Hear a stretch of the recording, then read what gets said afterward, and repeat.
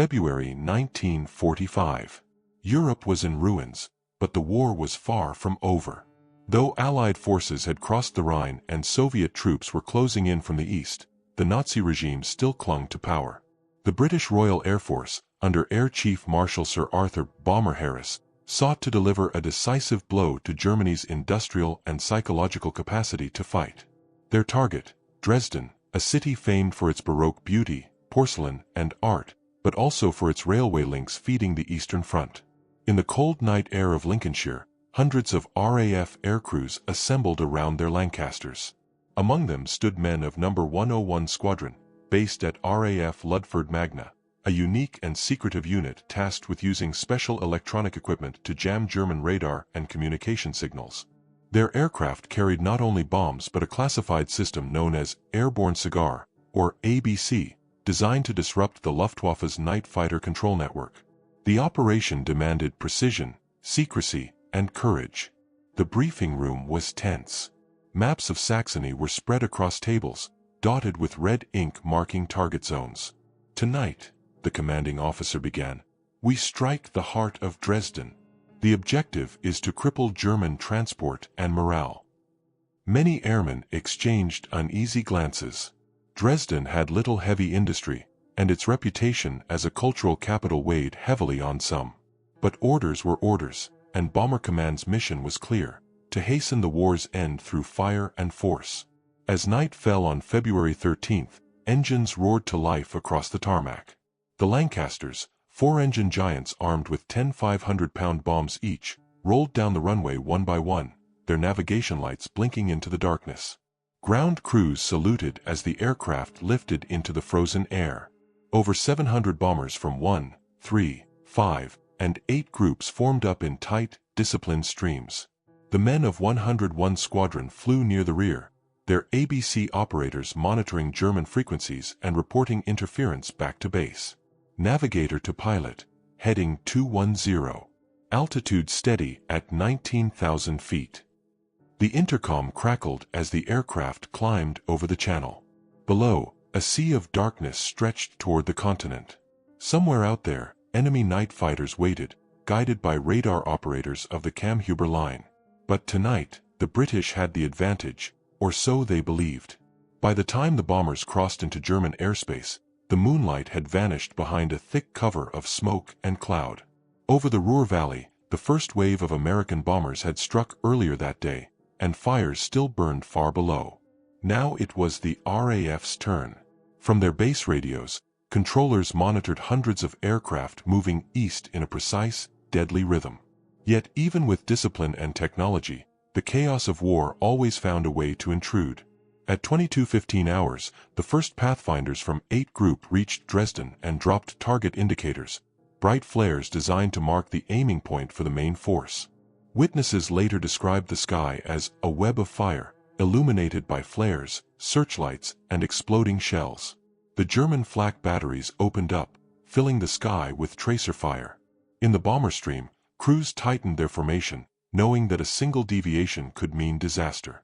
In one Lancaster from 101 Squadron, Sergeant Thomas Green, the ABC operator, reported unusual interference. "Sir, getting cross-channel distortion on 38.3 MHz. Could be enemy counter-jamming." The pilot acknowledged but pressed on. It was not unusual for signals to falter in enemy territory, yet several crews reported the same problem across different frequencies. Something was disrupting their equipment, and not just their radios. By the time they neared the target, Dresden below was already burning. From 15,000 feet, it looked like a glowing sea of red and orange. The firestorm had begun, air so hot that it sucked oxygen from the ground, creating hurricane-force winds that tore buildings apart. Crews released their bombs into the inferno, the heat visible even through their frost-covered windows. For many airmen, the memory of that night would haunt them forever. The target had vanished under the smoke, and navigation instruments faltered amid the turbulence. "Can't get a fix on the beacon," one navigator radioed. "Everything's jammed." Over the intercom, calm voices gave way to shouts as bombers were tossed by the violent updrafts of their own destruction. When dawn broke over England the next morning, the survivors landed to find entire squadrons missing from the roster. Among them were several aircraft from 101 Squadron. No Mayday calls, no final transmissions. Just silence. The mission had been a tactical success but carried a human and moral cost that few could articulate. In the debriefing rooms of Bomber Command, the missing aircraft were noted simply as lost over target area. But as the reports trickled in from across Europe, it became clear that something about the Dresden raid had gone terribly wrong. The precise cause, mechanical, navigational, or otherwise, would remain buried beneath the ashes of the Firestorm. And so began the mystery of the bombers lost over Dresden, a story of courage, confusion, and questions that history has yet to fully answer. As night deepened over Central Europe, the second wave of the Dresden raid took flight. The first had already unleashed devastation on the city, now a boiling mass of flame and smoke visible even from 100 miles away. But the mission was far from over. At RAF Ludford Magna, ground crews listened anxiously for the hum of returning Lancasters. None came. Instead, they heard fragmented transmissions, voices lost in static, from aircraft still over Saxony. Command, this is V Victor, encountering severe interference. Repeat, can't raise base. Then silence. In the icy air at 18,000 feet, the men of 101 Squadron pressed eastward. Their assignment was unlike that of other bomb groups. As part of the RAF's secret electronic warfare arm, each of their aircraft carried an airborne cigar operator, often a German-speaking wireless specialist trained to intercept and jam Luftwaffe night fighter communications. It was a dangerous task that required near-constant radio transmission, effectively painting a target on their own position. German radar crews had learned to home in on the very signals meant to disrupt them. Over the years, 101 Squadron had earned the nickname, the Jinx Squadron, not from superstition but from their heavy losses. On this night, as the Lancaster crews crossed into Saxony, that curse seemed to return with a vengeance. At approximately 22:40, German night fighter units from Nacht-Jagerschwader 5 scrambled from their bases near Rechlin and Kitzbühel. Flying Ju-88s and Bf-110s equipped with SN-2 radar, they climbed into the darkness, guided by a network of ground control stations. Yet something was different tonight. Their operators were receiving phantom readings. One Luftwaffe report noted multiple radar echoes merging and disappearing without contact. It was as if the RAF bombers were there one moment, gone the next. Inside one of the missing Lancasters, J. for Johnny, pilot officer Alan Mercer wrestled with his instruments. "Navigator, confirm heading," he shouted over the roar of the engines. "I'm reading double echoes on the G-set." The reply came back garbled, static, then a voice drowned by a piercing whine. The ABC operator, Sergeant Colin Hughes, turned from his radio with a pale face. "Sir, German chatter's gone dead. Nothing on their frequencies. It's just quiet." That quiet was deadly. Deprived of clear radar guidance, Luftwaffe fighters resorted to visual attacks, circling above the fiery glow of Dresden.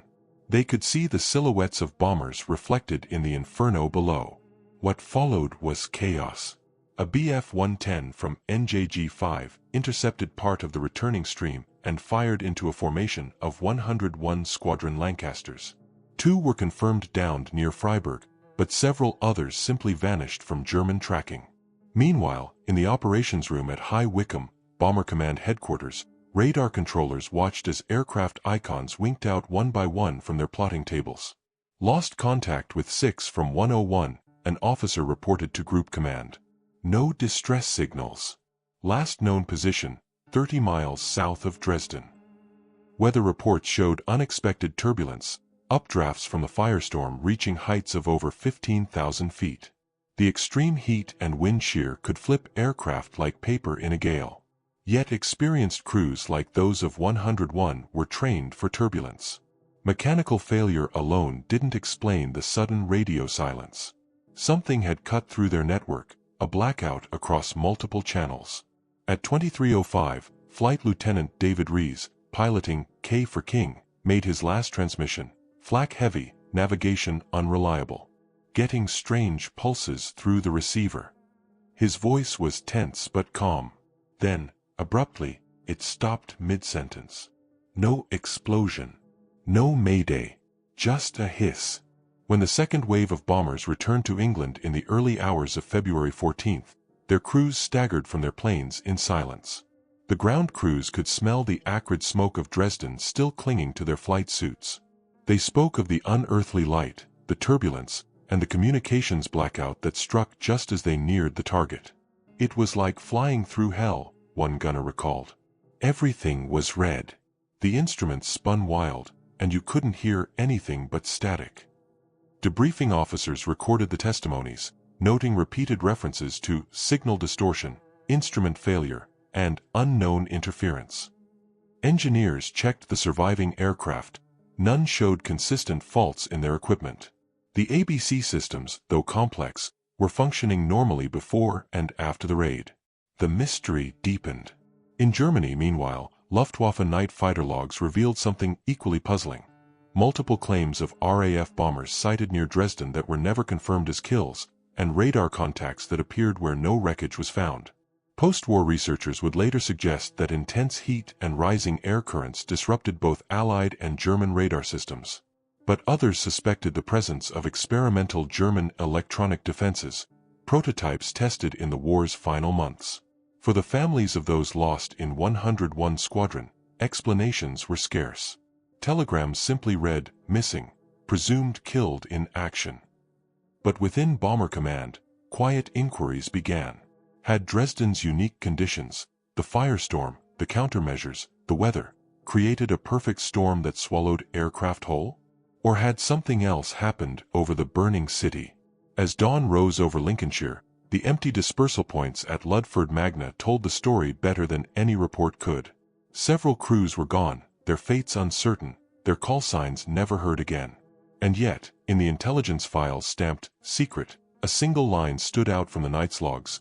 Unexplained radio silence among 101 Squadron elements, further investigation required.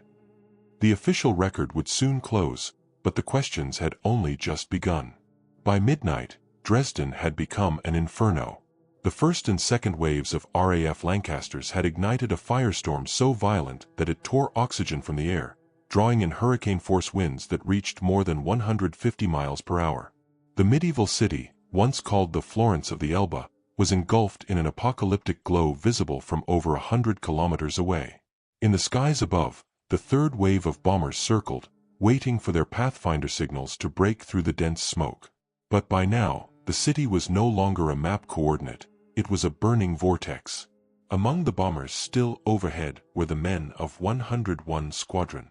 Their mission was to maintain jamming operations until the final runs were complete, to keep Luftwaffe night fighter control in disarray. It was a perilous role, requiring them to orbit longer than the rest of the bomber stream. "We were the last ones out," recalled flight engineer John Reardon in an interview decades later. "By the time we turned home, the heat was so strong that it rattled the controls. You could feel it in your bones." Down below, the temperature inside the firestorm reached over 1,500 degrees Celsius.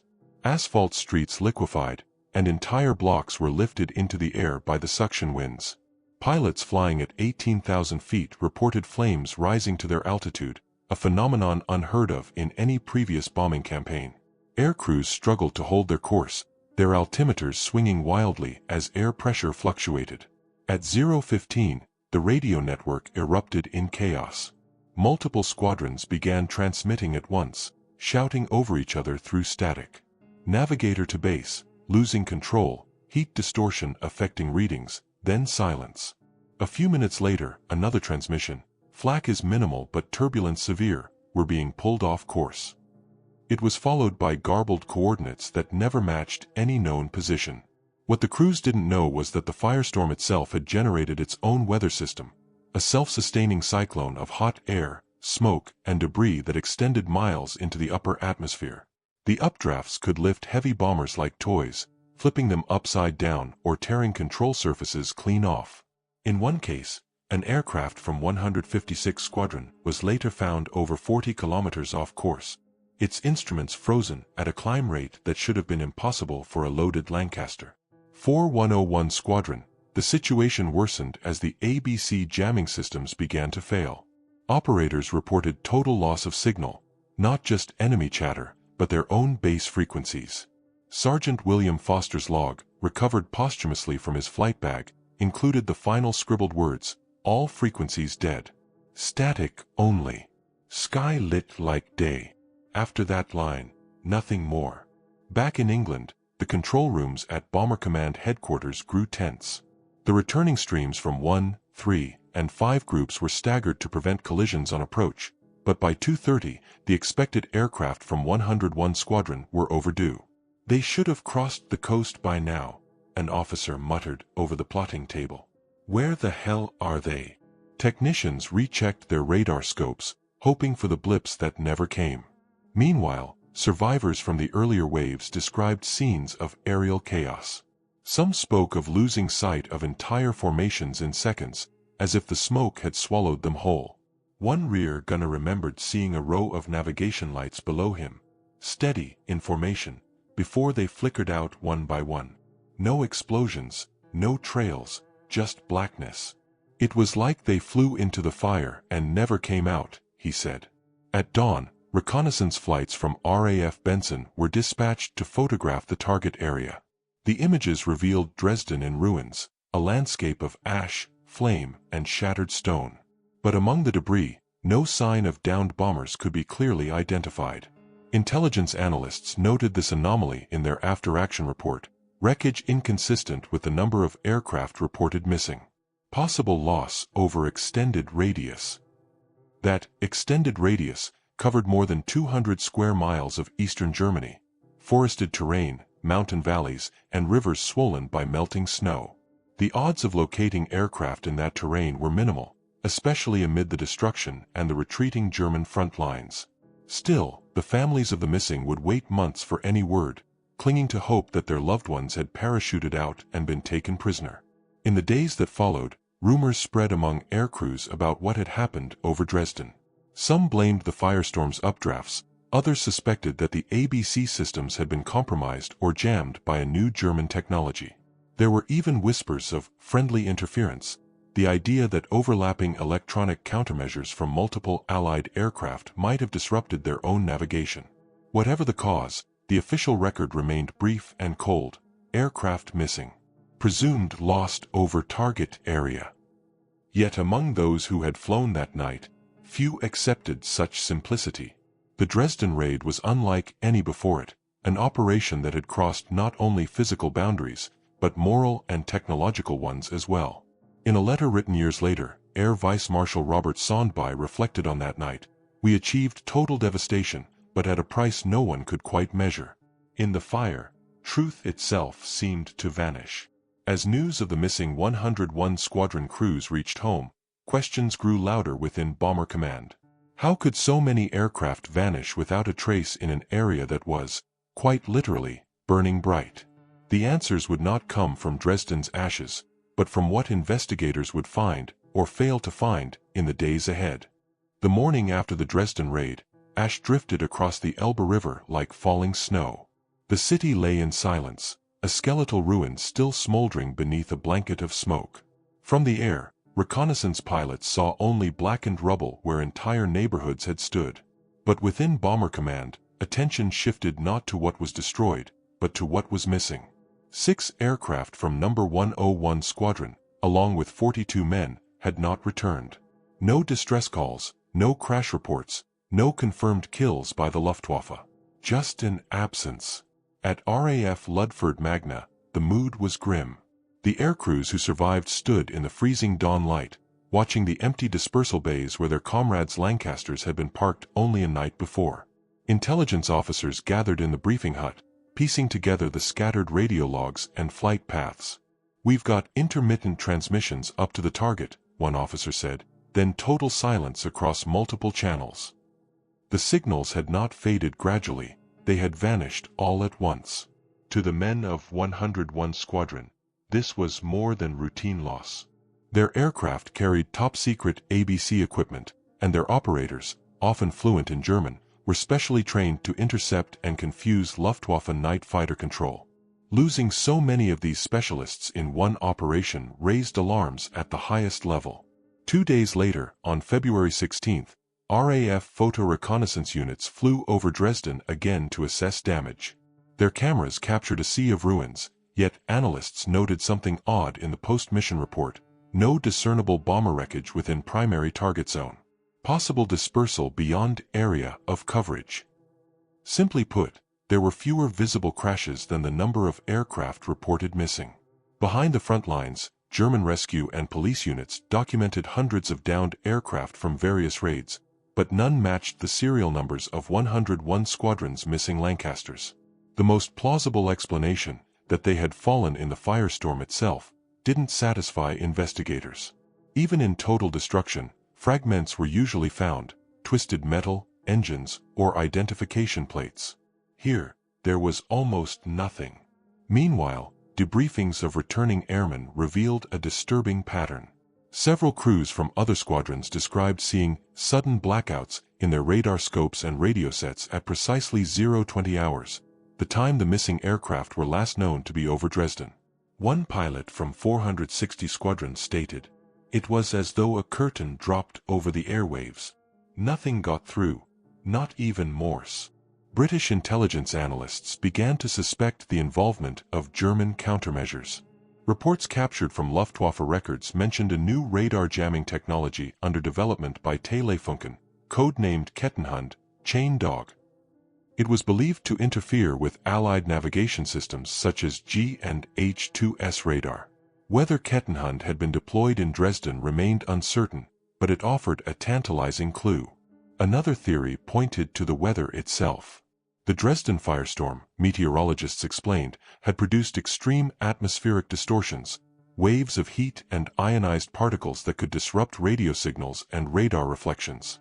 These conditions might have created false readings, even erasing echoes on tracking screens. Still, that didn't account for the complete disappearance of so many aircraft within minutes of each other. Amid the speculation, an intelligence officer named Squadron Leader Peter Knowles compiled a classified memorandum titled Signal Anomalies, Operation Thunderclap, Dresden. In it, he wrote, "The simultaneous loss of communications among 101 squadron elements suggests either targeted jamming or catastrophic atmospheric interference. Recommend further study in light of possible enemy countermeasures." The document was filed away and forgotten as the war pressed on. Back in Germany, civilians began discovering pieces of aircraft in fields and forests miles from the city. Near the town of Freiburg, villagers found a Lancaster wing section bearing partial serial markings, but no trace of the crew. Farther south, in the Ore Mountains, scattered debris was reported by local farmers, though wartime chaos prevented systematic recovery. When Soviet forces later occupied the region, any remaining wreckage vanished into the advancing front. Decades later, post-war historians would re-examine these fragmentary records. Some suggested that at least 2 of the missing aircraft might have collided while escaping turbulence from the firestorm, their wrecks buried beneath collapsed ruins. Others believed they were shot down by night fighters but misreported in the confusion. Yet, no Luftwaffe claim ever matched their final known positions. One of the few surviving documents from the 101 Squadron logbook is a simple entry dated February 14, 1945. Operational loss: 6 aircraft missing, presumed over target. No communications after 0:20. Cause unknown. It's a chillingly terse summary of a night that defied explanation. For the families waiting back home, telegrams arrived with the familiar, dreaded phrasing, "missing in action." Further information will be communicated when received. Wives, parents, and siblings clung to the faint hope that their loved ones were prisoners of war. None ever returned. Still, questions persisted among the men who survived the raid. In the mess hall at Ludford Magna, one wireless operator recalled hearing faint clicks on his receiver just before their systems went dead, as if something had been pulsing across the frequency, deliberate and rhythmic. "It wasn't interference," he said. "It was patterned. Someone was sending something." Whether that something came from German defenses, Allied overlap, or natural distortion remains a mystery. But in the shadows of history, it's these anomalies, these unexplained moments of silence, that keep the story alive. As February drew to a close, the official inquiry concluded with no definitive cause. The losses were absorbed into the statistics of war. Yet within Bomber Command, whispers continued that perhaps, in the chaos of Dresden's firestorm, the limits of technology and human comprehension had been reached. And just beyond those limits, 6 bombers and 42 souls had disappeared into history's static. When the guns finally fell silent in May 1945, Europe was unrecognizable. The war that had scorched continents was over, but for many, its questions had only just begun. Among those questions was the quiet, unresolved mystery buried in the files of Bomber Command, the missing bombers of 101 Squadron, last seen over the inferno of Dresden. In the aftermath of the war, as Allied intelligence units scoured what was left of the Third Reich, investigators began piecing together every detail of the February raid. The aim was simple: to understand what had gone wrong, and perhaps what had happened to the aircrews who never returned. At first, it seemed a bureaucratic exercise. But as reports came in from Germany, inconsistencies began to surface. The Air Ministry sent a small investigative team, led by Wing Commander Arthur Denholm, to review Luftwaffe radar logs, captured signal records, and testimonies from German personnel. What they discovered added layers of complexity rather than clarity. Several Luftwaffe officers, now prisoners of war, recalled that night vividly. One, Oberleutnant Erich Menzel of Nacht Jagdgeschwader 5, described the chaos of the raid. Our radar screens were useless. We could see the bombers on visual, but the instruments, they went blind. Echoes came and went. It was as though the air was filled with ghosts. Menzel's description matched accounts from surviving RAF crews who experienced similar failures: dead radios, scrambled navigation, and erratic readings. But for 101 Squadron, it had been total silence. Denholm's team cross-referenced the last known coordinates of the missing Lancasters with Luftwaffe combat reports. Not one confirmed interception corresponded to those positions. It was as if the bombers had flown into a pocket of air that erased them. Meanwhile, Allied scientists were uncovering another dimension to the story: Germany's late-war experiments in radar and radio countermeasures. At facilities in Rechlin and Jüterbog, engineers from Telefunken and Siemens had been testing new systems designed to jam and confuse Allied bombers. One captured report described a device capable of creating false radar echoes and distorting the frequencies used by the RAF's G navigation network. The document bore the code name Kettenhund 2. Had such a system been tested over Dresden the night of the raid? No definitive proof survived, but the coincidence was difficult to ignore. The possibility that British bombers, particularly 101 Squadron's jamming specialists, were caught in a field of experimental interference intrigued Denholm's team. If such a device existed, one engineer wrote, it may have caused simultaneous electrical disruption across multiple aircraft systems, resulting in catastrophic failure without enemy engagement. Still, there was another, more human explanation, one rooted in the chaos of the mission itself. Dresden's firestorm had generated its own weather, twisting air currents that reached into the stratosphere. The heat, the smoke, the updrafts, all combined to create a turbulent death trap. Investigators found records of aircraft from other squadrons forced off course by hurricane-strength winds. Some may have flown deep into Czech or Polish territory before fuel ran out. Those lands, soon occupied by the Soviets, became unreachable for British search teams. When Allied intelligence requested information from the Soviet command regarding missing airmen, they received little more than silence. The Iron Curtain was descending, and cooperation was already strained. For families waiting in England, official letters offered only vague comfort, no further details available. But privately, within the Air Ministry, some speculated that one or more aircraft might have crashed in Soviet-occupied zones and been quietly recovered, their technology confiscated, their crews unaccounted for. In 1946, a curious document appeared in the files of the British Embassy in Moscow. A Soviet military liaison had forwarded a report describing an unidentified British four-engine aircraft discovered near Teplice, Czechoslovakia. The wreck reportedly bore Royal Air Force markings, but no remains were mentioned, and the site was quickly sealed by Red Army units. The embassy's follow-up requests went unanswered. That file, marked for restricted circulation, was later archived and forgotten until rediscovered decades later by historians. Meanwhile, the surviving veterans of 101 Squadron tried to move on, though the absence of their comrades hung heavy. In post-war interviews, many spoke of the burden of secrecy surrounding their missions. Because of the classified nature of ABC operations, even widows and families were often told nothing of their loved ones' roles. "They called it special equipment," said one veteran. "But to us, it meant flying longer, staying higher, and being the last ones out, with a bigger target on your back."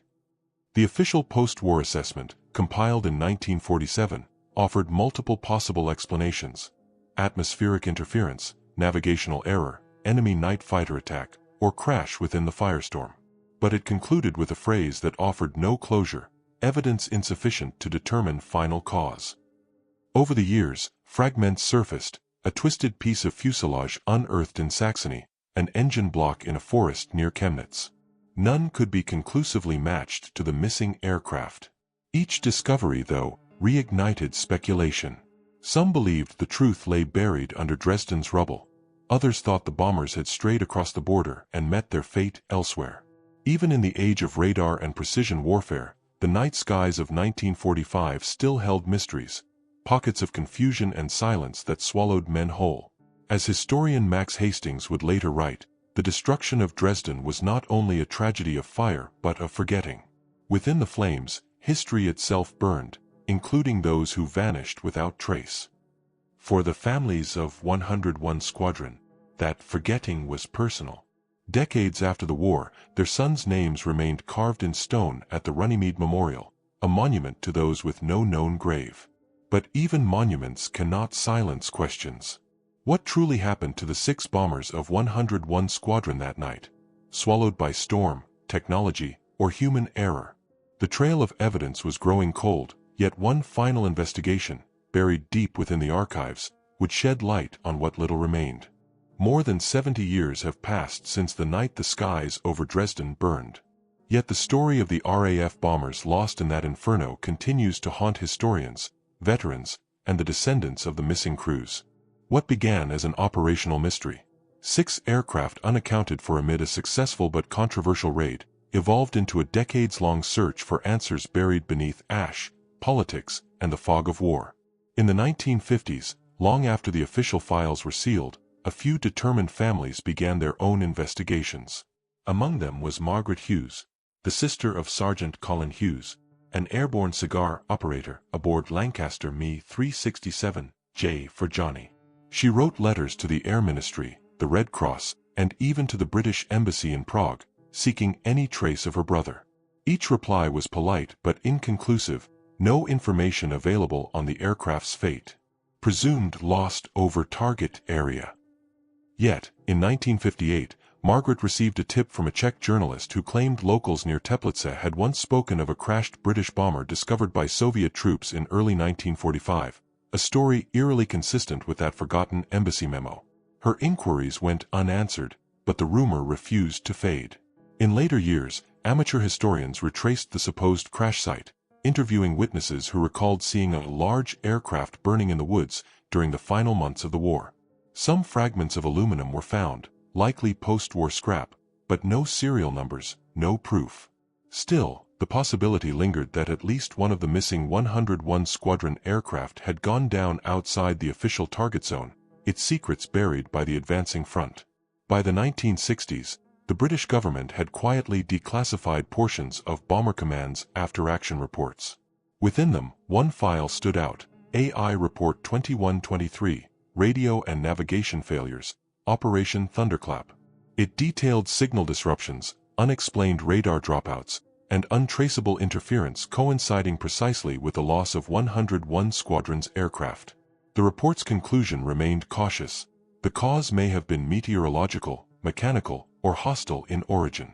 Further study is warranted when conditions permit. It was never revisited. Modern researchers have since examined the Dresden mystery through new lenses: physics, meteorology, and electronic warfare history. Some suggest that the heat of the firestorm ionized the air, producing electromagnetic anomalies capable of disrupting aircraft systems. Others believe overlapping Allied jamming transmissions created interference zones that blinded both friend and foe. Yet for all the technical hypotheses, none can account for the simple fact that 6 Lancasters vanished so completely that not a single full wreck was ever recovered. And so, the question endures, what really happened over Dresden? Perhaps it was nothing more than a convergence of catastrophe, human exhaustion, mechanical strain, and the unimaginable forces unleashed by total war. Or perhaps it was the result of technological shadows, the clash of two sides racing to master invisible weapons of the airwaves. The truth, like the missing aircraft themselves, remains out of reach. In 1998, a small memorial was placed near the site of the former RAF Ludford Magna airfield. It bears the crest of No. 101 Squadron and a simple inscription: "To those who flew and did not return, their silence is our story." That silence is fitting. For amid the thunder of engines and the chaos of Dresden's Firestorm, the disappearance of 6 bombers may seem small. Yet it represents something larger, the price of innovation in an age when war advanced faster than understanding. The men who flew with 101 Squadron were pioneers of electronic warfare, using devices so secret that even decades later, their full specifications remain classified. They faced not only the enemy but the unknown, the invisible landscape of radio waves and radar beams that could turn against them without warning. In the years since, fragments of truth have continued to surface. In 2015, German historians from the Dresden Military Archives uncovered a Luftwaffe log describing unidentified jamming sources during the raid, sources not matching known Allied frequencies. It remains unclear whether this referred to German experiments or unexpected distortions caused by the Firestorm itself. Still, the timing and location aligned uncannily with 101 Squadron's last recorded transmissions. Every generation seems to find the mystery anew. For modern audiences, the story of the lost bombers has come to symbolize the moral and technological ambiguity of the air war, how victory and tragedy could coexist in the same act. The Dresden raid ended with tens of thousands dead and a city erased, but for a handful of RAF families, the war never truly ended at all. Today, 101 Squadron still flies, its motto unchanged since the war: mens agitat molem, mind over matter. Its current crews carry the legacy of those early electronic warfare pioneers, and each year, they pause to remember the names etched into the Runnymede Memorial, where no grave marks their rest. The investigation into the missing bombers may never yield certainty. Perhaps that is its enduring power, not in the answers it withholds, but in the humanity it reveals. These were young men, bound by duty, sent into a storm both of fire and of history itself. And as the last survivors of that generation fade, one question still echoes across the decades, across the static of old radios, the fading ink of mission logs, and the smoke-choked skies of 1945. What really happened to the RAF bombers lost over Dresden's Firestorm? The files remain open. The silence endures.